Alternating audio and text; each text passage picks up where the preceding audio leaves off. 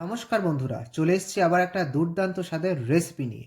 আজ আপনাদের দেখাবো নিরামিষ ধোকার ডালনা। তার জন্য প্রথমেই কড়াইয়ের মধ্যে দিয়ে দেব সামান্য পরিমাণে তেল। এরপর ওই তেলের মধ্যে দিয়ে দেব আগে থেকে ভিজিয়ে রাখা ছোলার ডাল, যেটাকে আমরা আধ ঘন্টা ভিজিয়ে রেখেছিলাম।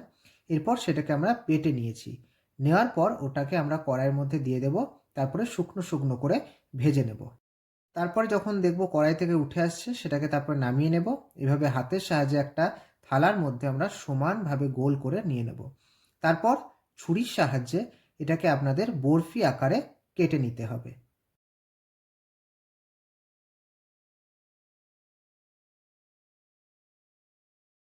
এরপর কড়াইয়ের মধ্যে দিয়ে দেব বেশ কিছুটা তেল। তেলের মধ্যে এবার দিয়ে দেব এক এক করে ওই ভেজানো কেটে রাখা ডালগুলো। তারপর এটাকে মিডিয়াম টু লো ফ্লেমে আপনাদের কিন্তু বেশ কিছুক্ষণ ভেজে নিতে হবে। লালচে করে ভাজা হয়ে গেলে তখন বুঝবেন এটা রেডি হয়ে গেছে।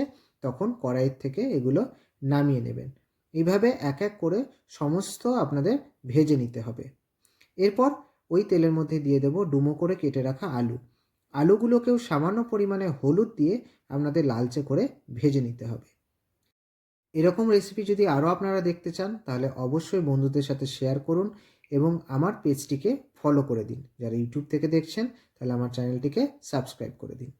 এরপর যখন আলুগুলোকে ভাজা হয়ে যাবে, তারপর তুলে নেব। এবার ওই তেলের মধ্যে দিয়ে দেব গোটা জিরে, গোটা গরম মশলা, একটু কুচনো একটা টমেটো দিয়ে আপনাদের বেশ কিছুক্ষণ নাড়তে থাকতে হবে। যখন দেখবেন টমেটোটা নরম হয়ে গিয়েছে, তখন এর মধ্যে দিয়ে দেব কাশ্মীরি লঙ্কার গুঁড়ো, সামান্য পরিমাণে হলুদ গুঁড়ো দিয়ে এবার এক এক করে এর মধ্যে দিয়ে দেব ধনে গুঁড়ো, জিরে গুঁড়ো, আদা বাটা, টমেটো বাটা এবং কাঁচা লঙ্কা বাটা। সমস্তটা দিয়ে আপনাদের সামান্য পরিমাণে জল দিয়ে মশলাটাকে বেশ কিছুক্ষণ ধরে কষাতে থাকতে হবে।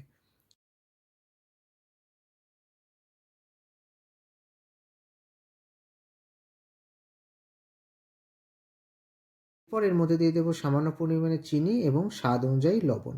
দিয়ে এবার এর মধ্যে আমরা দিয়ে দেবো পরিমাণ মতো জল। খুব একটা বেশি জল কিন্তু আপনারা এটাতে দেবেন না।